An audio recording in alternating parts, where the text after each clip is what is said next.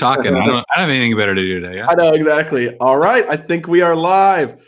What's up, guys? We are live. Jeff and Jeremy here. Hey, guys. Hope you guys are doing well. I posted this on 5 Minute Fatherhood group. We should get some people coming in from here. I posted it on the 5-day challenge group, gets people in from here, and even some homeroom people. So we'll kind of see where everyone's coming. And then also, what was I going to say? And then I'll see if any just subscribers on YouTube. If you're on YouTube, it should hit you with a notification and get this video in front of you. So while people are getting in, Jeremy, you got any opening thoughts? How was the weekend? How are things doing? Before we, I think I want to ask Ryan's question first, but before we get there, what are you thinking on? What are you stewing on? How's everything going? Yeah, good, going good. We were just chatting.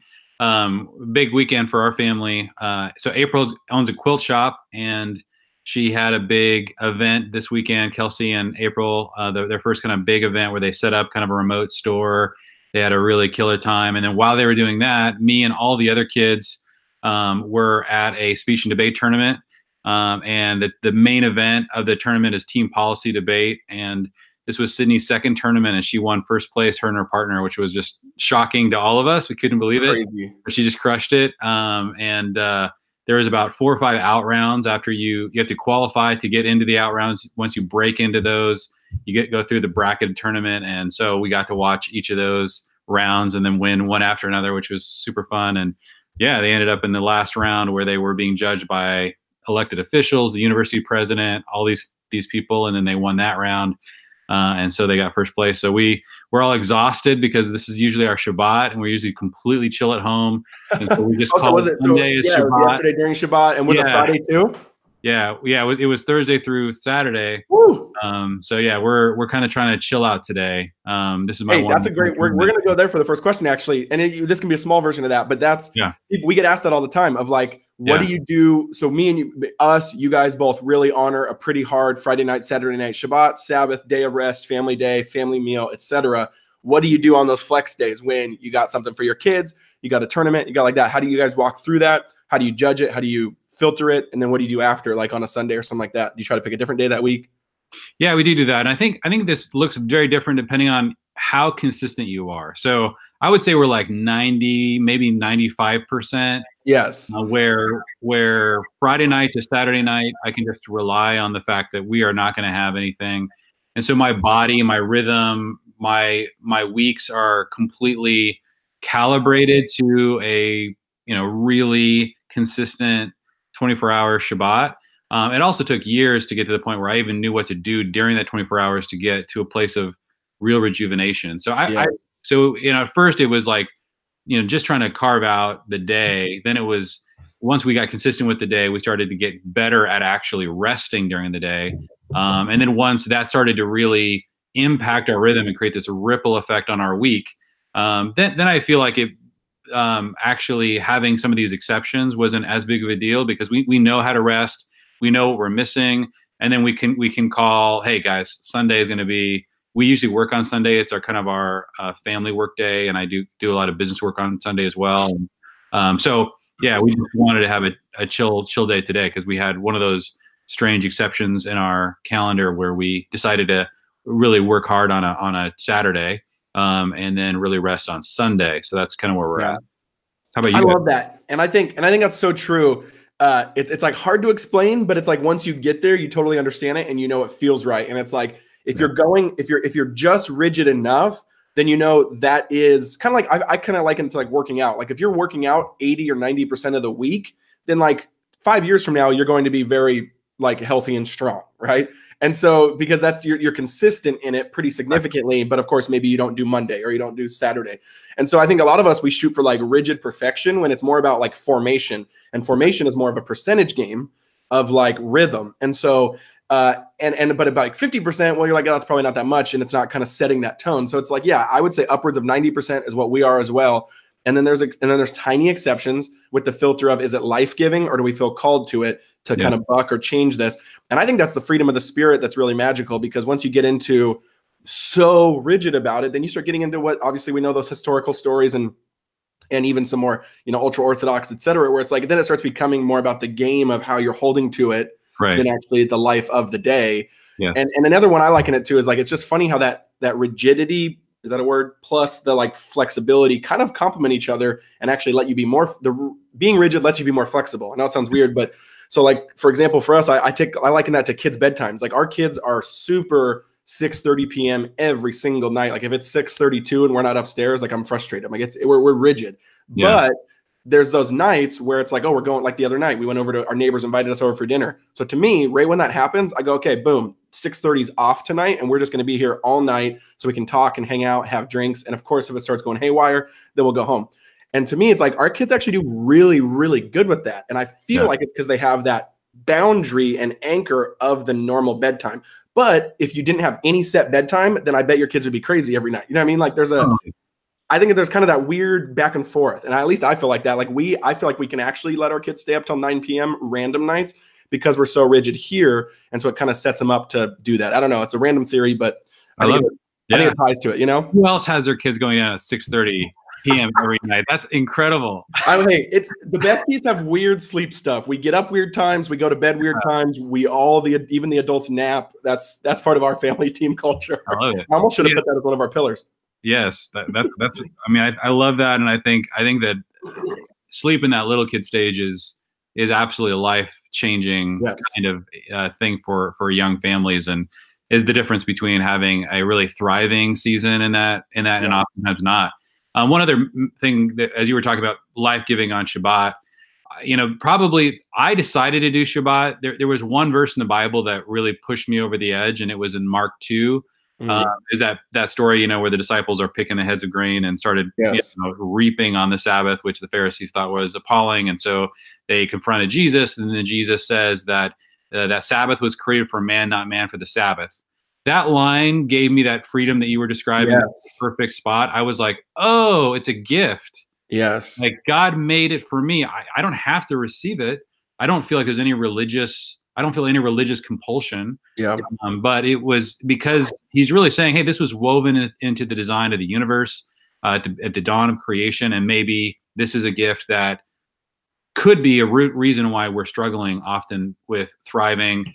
And so that really got kind of created that balance for me of like, okay, I don't want to be religious about it, but I want to receive the gift. So how do I receive the gift, even though I feel no religious compulsion around it?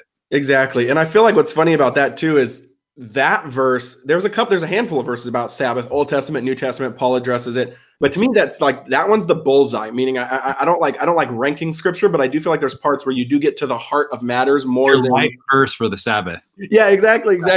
But I do feel like there's verses that, like, especially if it's coming out of Jesus's mouth, I do actually believe that there is something of like the climax of the story, God himself in flesh does, not that Paul, like, you know what I mean? Like it's really hard to walk that line. Right. But there is, I do think if it's coming from Jesus's mouth, we have to extra pay attention, as kind of like everything else kind of has to bend around that to make sense. He's commenting on the Torah, because I think what's happening in the story is that Jesus is saying, hey, you know that this was the way that it was founded. I'm going to go into the foundation and make a foundational statement about it. Well, it's kind of like what we were talking about with the Midrash a couple weeks ago of like, there is a level that Jesus goes to he finishes everything. Like we're done. Like he explained it. It's the heart. He said it. It's the center. It's the bullseye. We have the full picture now. We're not looking through it. Yeah, that's it. He's in the next line. He says, "And I am Lord of the Sabbath," which is another shocking thing to say. But he's saying what you described, and he's like, "I can say the final word." Yes. And that's the best way to put it. He's like the final word. And so we have to be paid. And then Paul unpacks the final words. That's kind of like how you kind of see the scriptures working together. Like, what does that mean? But with that one of Jesus saying like the Sabbath is for man, not the man for Sabbath, I think that one answers like 90% of the weird questions people get into. People just get into weird questions of like, no, that's not important. Like that's just like, it's literally to serve you. It's a gift for you that God wants to bless you with. And even when you get into what day should it be, et cetera, it's like, well, we can talk about that, but it's like, it's for you. Are you feeling served by it? Or do you feel like you're having to submit to something that's just like killing you, you know? Yeah. So that wasn't where we wanted to start, but that was a fun place to start, you know? Are you going bourbon already? Look at that. Well, I guess it's like 3 over there, right? Well, and it's my Sabbath. This is I got my Sabbath hoodie on, Exactly. my Sabbath drink on. Exactly. Yeah, Well, it's funny. I'm jealous. I'm jealous, but I just realized I was like, hold on, is he drink? But I was like, it's because it's 8 a.m. over here, but it's like 2 p.m. over there. that's 2 right. p.m. over there. No judging, But man. You can drink it 8 a.m. as long as it's exactly. No, I had some single malt scotch yesterday. It was incredible. Okay, we got some. So I pulled up the chat. I don't know if you can see it, but I think that I had to go to YouTube to get it. So I got some people on the live chat. We got Joshua Lehman. Hey, what's up, man? Good to see you again. Sam Brown. We got some people in here asking questions. I don't know if you want to do it either, just if you want to be able to see it, or I can call it out. But Jeremy, basically just go to our YouTube channel and basically the comment section of the YouTube videos where we can see some of the chat. Joshua, Sam, we're going to get to your guys' questions, but I want to ask Ryan's first. Ryan had a great question that he asked in the Facebook group that I wanted to kind of pose to you. And he said, Joshua, Sam, we're going to me talking back to myself. You want to mute that probably? Here we go. Minor detail. Yeah, it's okay. I don't see any comments on this one. Really? Yeah. Oh, yeah, no, that's weird. they're on the right. Okay. So yeah, so when it goes live, it's not bottom, it's right. I know it's kind of weird. Okay. So Ryan said, Jeremy, you're a CEO overseeing a huge organization. You're also very engaged with your family while playing a huge role in family teams and serving other families in Cincinnati. Well, he didn't say that, but that's what I added, Cincinnati. Jeff, you're a family man, author, host of successful podcasts, YouTube series, leader of multiple Facebook groups, speaker, and woodworker. And I would also mention, Ryan, that Jeremy actually does most of the facilitating of the Facebook groups. He's killer at that. I just kind of hop in and talk sometimes. As someone with multiple interests, none bigger than leading my family, how can I best lead my family while also kind of excelling in all the side projects, all the hobbies? So I think there's kind of 2 questions here. I think Ryan's saying, like, how do we kind of do it all, quote unquote? But then also on top of that, I think the second layer question is like projects and hobbies. So I think that's 2 different questions, because I would put side projects and hobbies as like negotiable, meaning like sometimes I just kill all my side projects and hobbies because I feel like it's not that season. Yeah. But I don't know. How would you answer that question, or what kind of sticks out to you when Ryan's asking that? Totally. Yeah. I'm sure this will come of no surprise to you, Jeff, but I really do think that there's a very specific secret to figuring out how to order your life. Mm-hmm. I think it is about constraining your life around 7 days. Mm-hmm. And I don't think people have any idea how life-giving and productive you can be. And so I do have a lot of things going on, but there's no franticness about the way that I run my life. I don't lurch from project to project. I'm not sort of being pulled in ways, because that is so destructive to the family. And so you can tell, like, I believe deeply in protecting that intentional family time.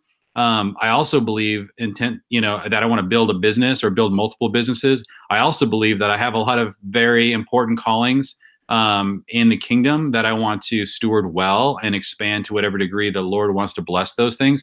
So in order to get this stuff done, what oftentimes people do, and this is almost identical to what happens to people with money. One of the things that Dave Ramsey says about money that I thought was really interesting is you have to give every dollar a name. So if you're bringing in $3,000 a month, if you name every dollar before you start to spend it, then you're intentionally stewarding your resources. Otherwise, you just run out of money 3 weeks into the month and you start going into debt. Yeah, or we name only the things that we know we have to get. Like we name just the bills, but then we have $1,000 sitting there, and then we go spend it at the mall because we didn't name it before, like intentionally. Yeah. Yes, and so exactly the same with time.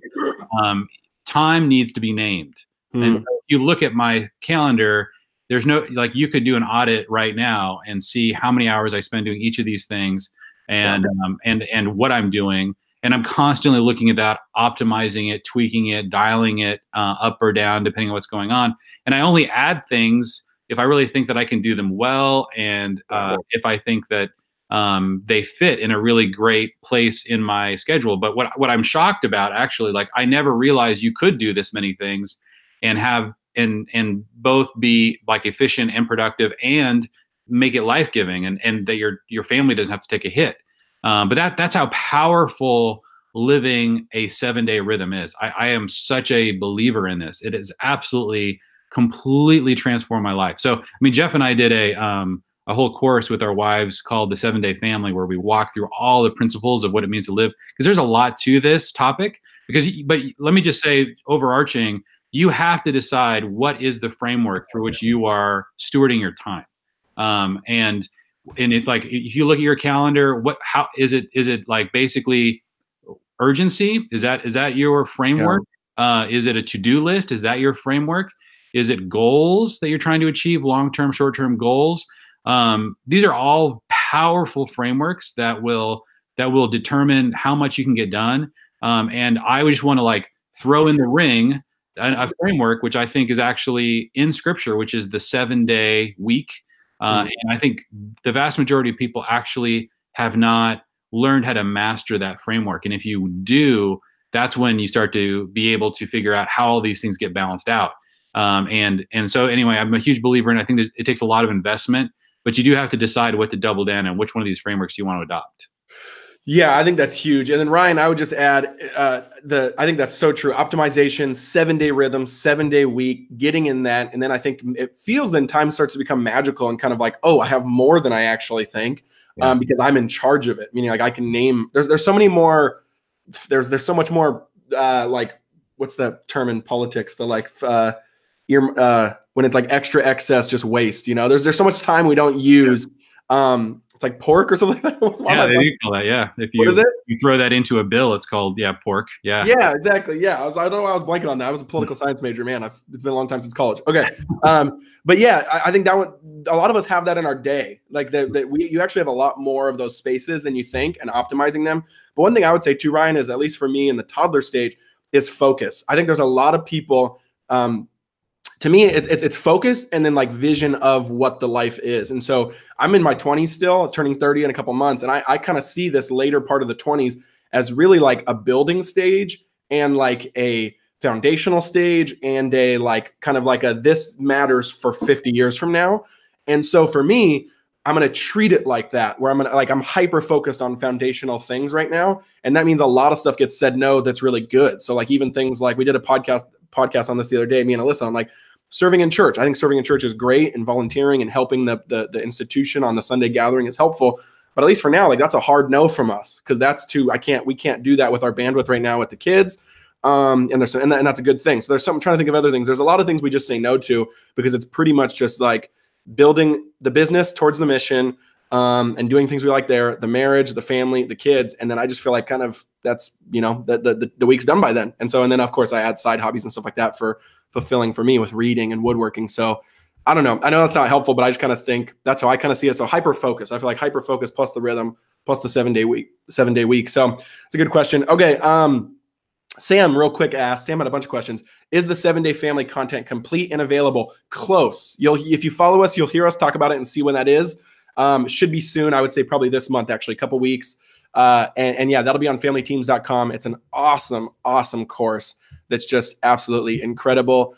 Okay, let's go back to Josh and Sam's original questions. Ryan, great question, by the way. Hopefully that helped. Josh said, this one should be kind of fast and easy, I think. What would you say? Jeff and Jeremy, is Sabbath mainly spending time with family, or do you weave individual alone time into it for the introverts like me? What would you say? Yes, I'm very introverted. Yeah, what I always tell people is oftentimes when they first start to try to have a Sabbath day, they think of it as one giant thing. They're like, and so they're like, and so they might come up with one activity. Oftentimes they'll think, let's play a game as a family, let's watch a movie as a family, go for a walk as a family. Of course, that lasts for an hour or two, and then they're like, I got another 15 hours to go. Like, yeah, exactly.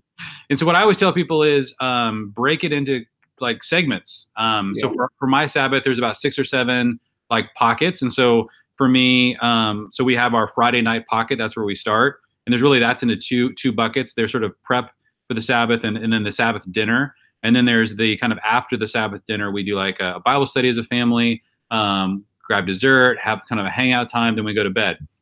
Those are the first 2 blocks. Then on Saturday, I do a whole block of alone time, about 3 hours in the morning.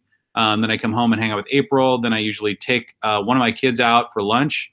I love doing that on the Sabbath. I just did that with Kelsey. We just got back from grabbing lunch together and hanging out, talking deep. And then after that, we have I do another about 2 or 3 hours of alone time. Then I do a date night with April. I take her out, and then it's game night with my dad if we come home for that, or we might stay out later. But those are like the segments, and I call it finding your off button. So this is where you're trying to figure out what actually rejuvenates you. And so we definitely have a lot of seasons when it's nicer out. That middle part where I talked about going out to lunch, we will go out on a family outing. So I would just say, you sit down with your wife and you guys should architect a great Sabbath in these blocks. And I definitely think that some of these should probably be family time. And if you're really into being if you're an introvert like I am or Josh, then definitely you want to be putting a couple of probably 2 to 3 hour blocks of alone time in that Sabbath. And if you're an extrovert, think about there's a lot to that, but definitely you want to intentionally push into relationships in different ways on your day of rest. There's lots of ideas I can give you for that. Lots of my friends are extroverts and have more of an extroverted Sabbath, but obviously, Joshua, we don't care about that because we're introverts. So we go with the whole alone time block. So, but yeah, that's how we do it. How about you? Yeah, guys? and we're very similar. And what's funny story there is I'm actually highly introverted in a sense of too. Just I prefer to be alone. I like to read. I like to think. And so 4 or 5 years ago, when we started really kind of trying to step into Sabbath, I went too far that way. Where then, and especially it's funny because I long for the day when we can do the more I can leave for a morning block and then one-on-one with the kids. But then the toddler stage is so different too. So then I remember 4 or 5 years ago, or maybe like 3 years ago actually, because Kinsley was born. I saw Sabbath as like, oh, this is for my chance to recharge. And so then I would just kind of peace out for the whole day, Right. or just check out for the whole day. And then Alyssa just felt like Sabbath is double work for her than with the kids, right? Because I'm not helping and I'm not there. So we kind of had to walk that dance with toddlers of how do we kind of make it life-giving? It's such a iteration, creative experimentation thing of how do we make it life-giving for the family, life-giving for us individually, kind of in breaks, kind of for her, all that different stuff. And I think the block thing was huge because then it'd be like, oh, you can take one right here and I can kind of brunt that for 2 hours. Right. Then you can take one right here. I can take that for 2 hours. And then it is worth it. And the one thing I would say too is, Josh, is just back to that time and optimization thing we talked about with 7-Day Family. My kind of normal rhythm is I wake up early and I'll usually do a little bit of alone time and a little bit of work during the normal week. So I'll try to work before the kids get up and kind of have alone time to read and think and journal. But Sabbath, I turn my phone off and I don't work and email. I don't check any of that stuff. That's all completely turned off. So I can't even be buzzed.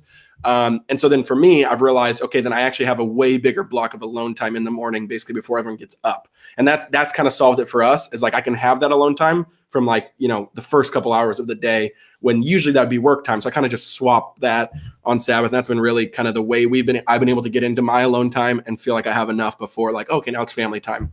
And that's kind of done it for both of us. So one of the that also happens a lot of times is I've noticed when the way you ask that question, is this a family day? One of the probably biggest conflicts I've had or heard friends of mine have is that when one of the spouses is more extroverted, and then they have that assumption oh, this is our family day, Yeah. and then but their spouse is really introverted, and they really do need it's not rest for them if it's people all day long. Yeah. It is rest for her or is rest for him, depending on which one is more extroverted. And that's always, anytime you have more of an extroverted and introverted couple that get married, the Sabbath is going to be a big conversation. Buckle up. You're going to need to talk through how to do this well. And that's why you want to get a lot of creative ideas like Jeff was describing for how to get the alone time and the family time, but don't think it's easy. This is the thing that a lot of people, I think, make the big mistake. They think all you have to do to rest is stop working, and that is not true. Yeah. It's hard to figure out how to rest. So that expectation causes more fights in a marriage. 100%. People try to dive into this. Or they just think that that's going to be killer than on day one type of thing rather than year 20. Right. Yeah, exactly. It takes time. Yeah. Okay, Matthew asked a quick follow-up, which I thought would be fun. What do you do in your Sabbath alone time? That's easy for me. I just read books. I don't think I do anything else. What would you say? That's awesome. Yeah, so I have a few things I do. I usually read about 8 books at a time. So I go through a chapter. I usually have a drink. So I have a couple of places where I read. So I go to a coffee shop every morning on the Sabbath. I read actually a chapter in a book about the Sabbath. That's how I start reading. Every single Sabbath? Yeah, I've got 4 books on the Sabbath I'm reading right now. Which one? I can pull them up real quick. And then Uh, you do audiobook, right? yeah, yeah, that's coming. That's another thing I do. Let me Oh, so you pull. actually, you mean you read tactile? I do. Well, it's on my Kindle. Okay. So the 4 books I'm reading on Sabbath right now are 24/6 by Matthew Sleeth.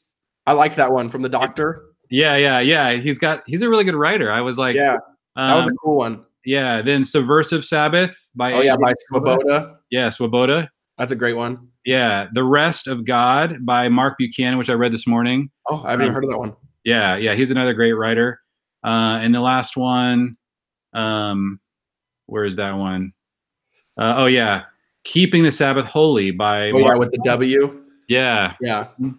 yeah, yeah, with the W. Yeah, yeah. So those are 4 I'm reading. I just read one chapter every Sabbath. So that's we could do this for a very long time because yeah, I love to read a chapter. Then and then that's after I journal, pray, spend some time.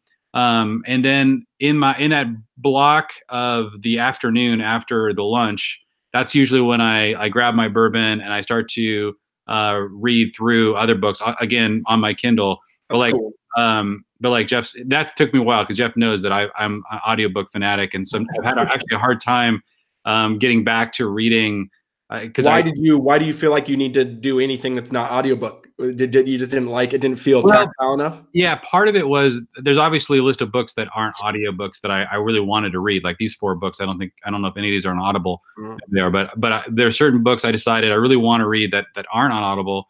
But I also was getting concerned, honestly, with like one of the reasons why I love audiobooks is I can do 2 things at once. So I usually Yeah, go, retention type thing.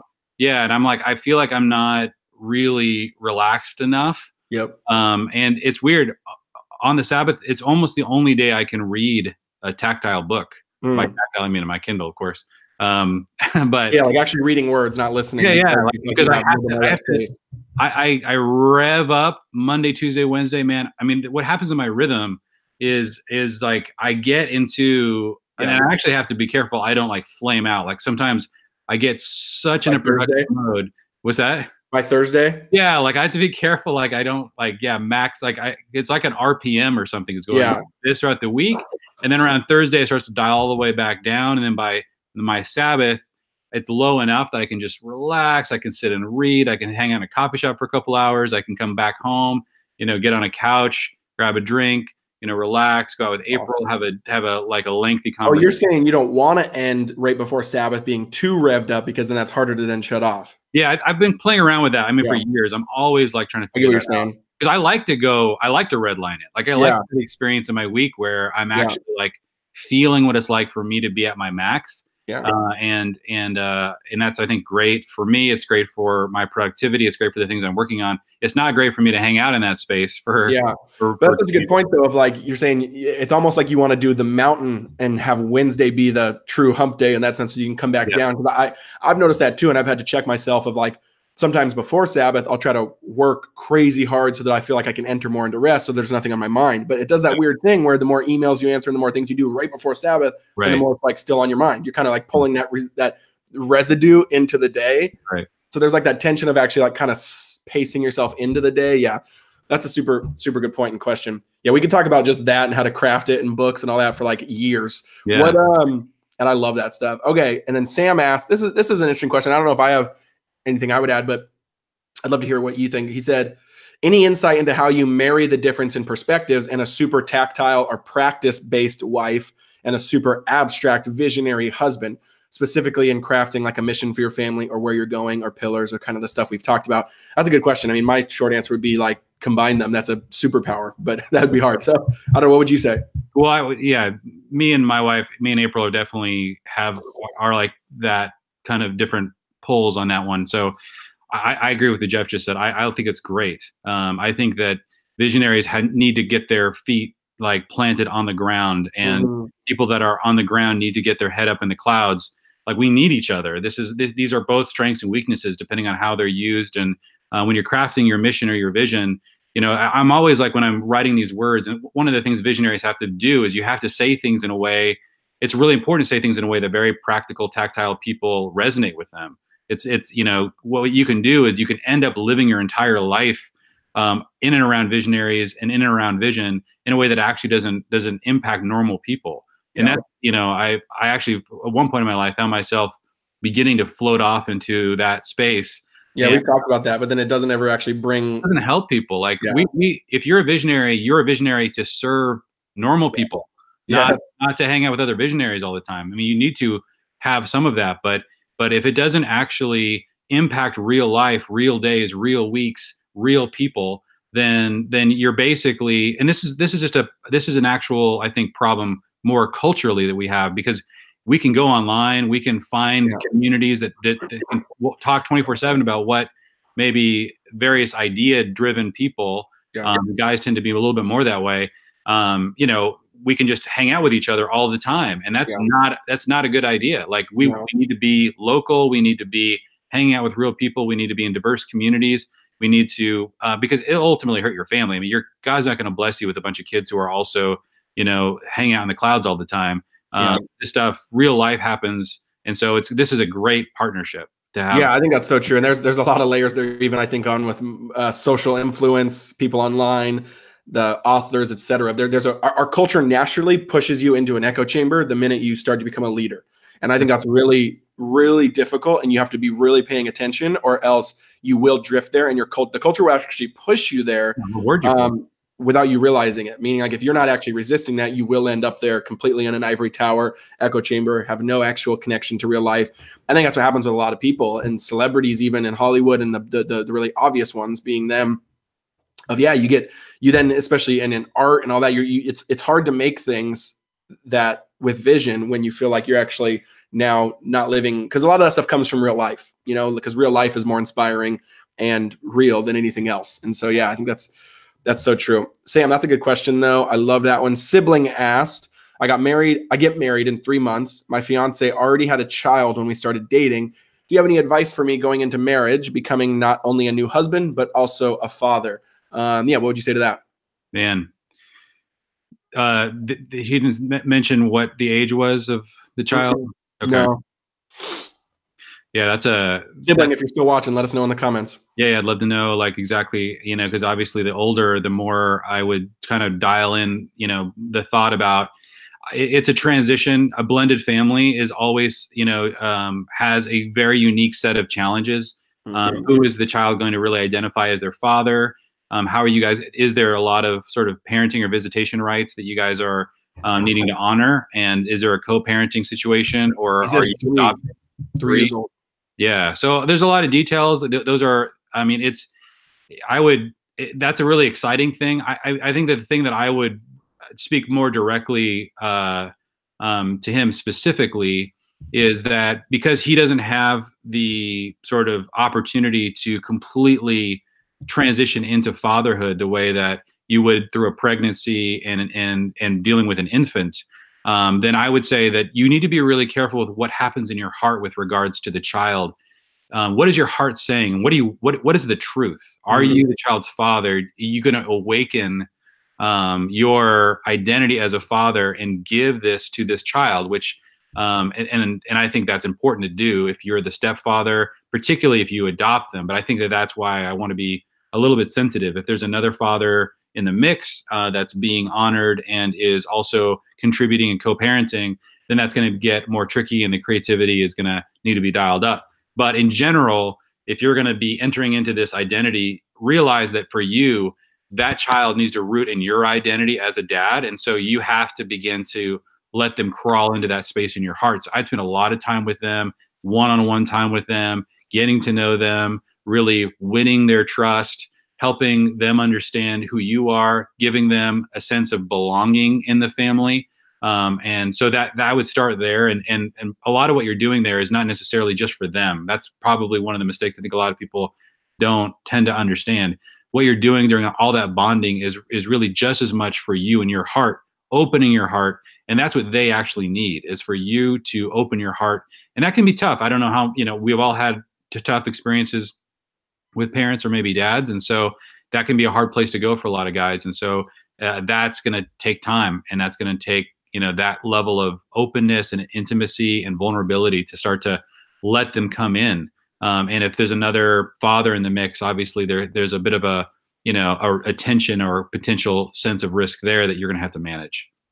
Yeah, there's so many different layers there. I think that that's going on, and I love what you said. I think the one thing I would say too is to remember that you have a very cool and huge opportunity to really display the gospel, the adoptive nature of God, the Father's heart, bringing us in and showing us that it's about really this adoptive identity, and that we can be called in full identity, not partial identity.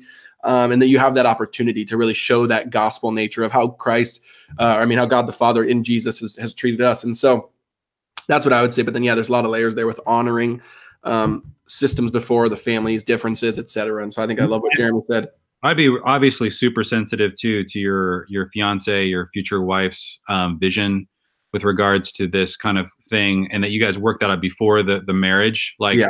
is she going to see herself as more the parent? And that's going to put a lot of tension in your relationship. So, does she get sort of a veto in the parenting decisions? Is this equal? And again, the co-parenting kind of scenario is going to play into that. So that needs to be really well thought out and very explicit between the two of you, so this doesn't become a strange tension in the marriage.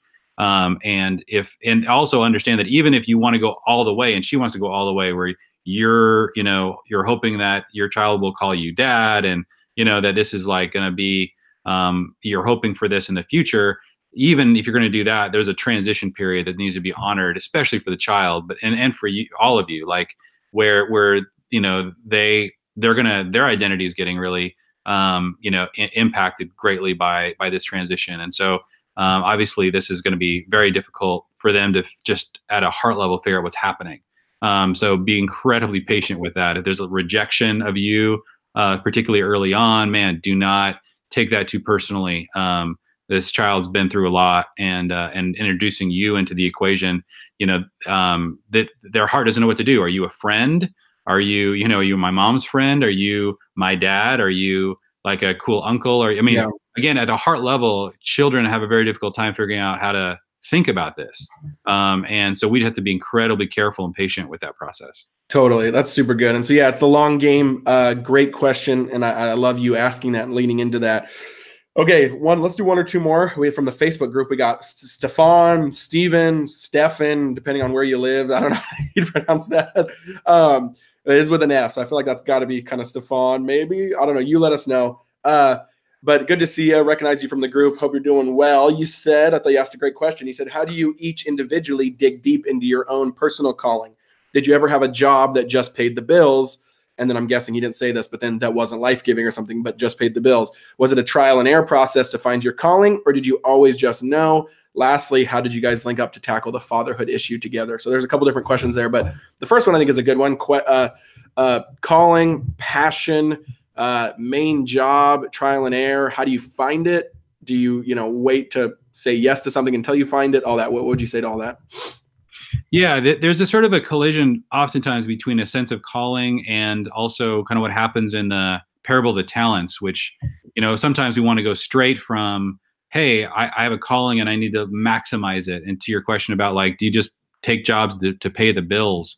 Hey, sometimes it's not a necessary evil all the time. Oftentimes you take jobs to pay the bills so that you can level up to your calling. These are all a part of the same continuum. And oftentimes the problem is, there's a kind of a cultural thing that's going on where we want to like jump there. And you don't jump there, you level up there. So in the parable of the talents, what the master does is give opportunity to his servants, sees how they do, and then gives them more responsibility, and kind of adds, sees how they do, and basically invests in those who are already kind of hitting the limit of what they can steward. And so the question is, what are you stewarding right now? You stewarding a job, then steward it to the max so the master will give you more, right? And so there's that process of leveling up. And as you begin to do that, you'll find that your calling and your skills will begin to converge. But that usually doesn't happen immediately. Like for some people it does, but for most people that's a lengthy, decades-long process. And one of the things that is really dangerous is to despise the day of small beginnings, right? Mm-hmm.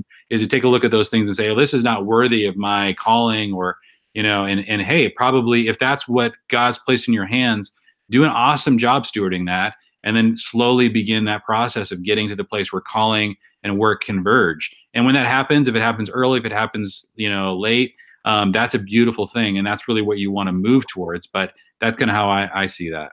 I love that. I think that's so good. I agree. I think everything you just said there, and then the one kind of extra layer I would add too is I'm really sensitive to, like, we have to be really careful to remember that, like, work is holy, no matter if that's like the dishes, the street, the landscaping, the janitorial job, the whatever it is, or if we get lucky enough. I think it's actually kind of a little lottery like to kind of get into the space of passion and calling fully aligned and it's fully monetized, and you can, and Right. so like, and we all maybe can get seasons of that, but I don't know if we'll all get 50 years of that, meaning like take advantage of it when you get it and it's special. But I think work is holy in and of itself. And there was a brilliant article in the Atlantic by Derek Thompson. I don't know if he's like one of my favorite Atlantic writers, where it was called "The Religion of Workism" and how the title's "Religion of Workism is Making Americans Miserable." And it was basically that of like, it was a really good article, but he makes the argument that we've basically put, because every other institution of meaning in our culture has been has collapsed, because of the Enlightenment, because of individualism, because of all these different factors. We've kind of put so much pressure on work to now deliver all of those things. Give me all my meaning. It needs to be so special. It needs to be so fulfilling. And on top of that, it's exacerbated now with social media, be a millionaire by 25 and do this and hack your way to this. And like, no, it's like 50 years. And then maybe you can pass something off with compound interest. Like there's just such a different vision. And so I would say read that article. It's brilliant. It's fascinating. Stefan or Stephen or any of those. But it's a brilliant article that I think really asks some really pointed questions. And I love Derek Thompson. His book Hitmakers is a really favorite of mine too. Of just that, I think, and I don't know if that's you. So I'm not talking to you, but I'm saying it. But the article helps kind of say, oh, is this me or not? Meaning, like, are we slipping into that millennial kind of carrot on the stick with work? What did you think? Did you read Keller's book on that? Every Good Endeavor. Yeah, I only read bits and pieces, but I love all his stuff on work. I feel like he does a pretty good job on like getting back to, because I think again there's almost like this funny, you can kind of interpret it almost of like, I think so many times we go to Matthew 28 before we have Genesis 1. Do you know what I mean? I think Matthew 28 does get a lot closer to like, I don't know why, like a zealous heart level passion mission of like, go make disciples of all nations, teaching them to obey all that I've commanded you and all these different things, and baptizing them in the name of the Father, Son, and the Holy Spirit. I don't know. So for some reason, that one does seem to like get Christians to zealously, passionately be more excited about, when Genesis 1 is like, just go subdue the earth, go reign and rule, go create and cultivate, and ultimately just go make order out of chaos. Like God spun in this kind of couple step process of just take chaos and make order out of it. That's what it means to be an image bearer. And when we do that, we are reflecting and being really full, beautiful image bearers. And of course, we then should disciple in that. But yeah, so I think just like we have to get back to more like the garden mandate of work, not just the mission of Matthew 28. Does that make sense? Yeah, exactly. And so you got that foundation of Genesis 1, then you have the Genesis 3 sort of reality that it's going to be terrible. They expect it to be hard. Like, yes. And I think that's also important. And I think we're starting to maybe get a little bit to, are we in the New Jerusalem? And we're still really dealing with the curse, which is that one of the elements, especially to men, is that there's this separation that God sort of put over Adam and told him, you will toil, which is really, to me, toil, almost the definition of toil is the separation of calling from work. Yeah, it's like the meaningless work is what it kind of is. It's tough. Man, it's tough. And I like what Jeff's saying, that work in itself in Genesis 1 has so much inherent meaning, but there is a possibility that you could find yourself in a sort of a toilsome thing. Maybe it's like you have stewarded really well and you're not leveling up and you're like, why? And I think that there is toil, and that's a little bit different. I think that's an interesting category to try to explore. Yeah. And one follow-up I would ask you for him again too, because again, I always want to make sure too that when someone asks a question and it makes me go off on a tangent, that we're not like coming down on him, but like the idea this makes me think of. But one thing that I do see you asking Stefan or Stephen is that I want to hear a follow-up would be good for you, Jeremy, is, okay, then how do you, like now, okay, so yeah, get back to like the real good idea of work. It's meaningful, it's inherent, it's beautiful. There is also a curse on it, so it's hard, it's toilsome. Then you have Matthew 28. All those things put together gives a real good theology of work. But then just the practical question of like, how do you find your calling then? Like, okay, how do you actually know now? How do you actually know where like my wirings is pushing me in my city, in my neighborhood, et cetera? Yeah. I mean, typically that people like I know that if you're talking about work specifically and not necessarily nonprofit or hobby or ministry that's not paid, I like that Venn diagram idea, where you look at basically what will people pay for? What am I passionate about? And then, what am I skilled at? Mm-hmm. And so when I think about those three pieces of the Venn diagram, I'm like, okay, and what do people pay for? What are real problems that are happening in society that people are trying to overcome? What are things that I get excited about, geek out about? I like to look up online. I like to think about. I like to read books about. I like to kind of just ponder. And then, what are those things that I just feel like I have an innate ability to do? And to honor each of those sort of three elements in the sort of the Venn diagram. And then, if you can find something that overlaps all three in terms of a calling, you begin to really, I think, zero in on something that starts to look or feel like a calling. And again, like I said earlier, if you start to label what that might be, don't expect that you're going to make money at that overnight, or that it'll be really easy for you to then say, "Oh, I figured it out. I want to go after that." It's really a compass point that you want to start moving slowly and subtly too. Now, if you have a family, you got to provide. And the Venn diagram that most people live in is not the overlap between all three, but the overlap between what will people pay for and what am I good at. Most people live in that space, and that's a good space to be in. That's a good space to like. But if you want to insert passion and calling, and these are the things, some of the questions that I think are good to ask when you're trying to figure out what am I passionate about, what am I called to do.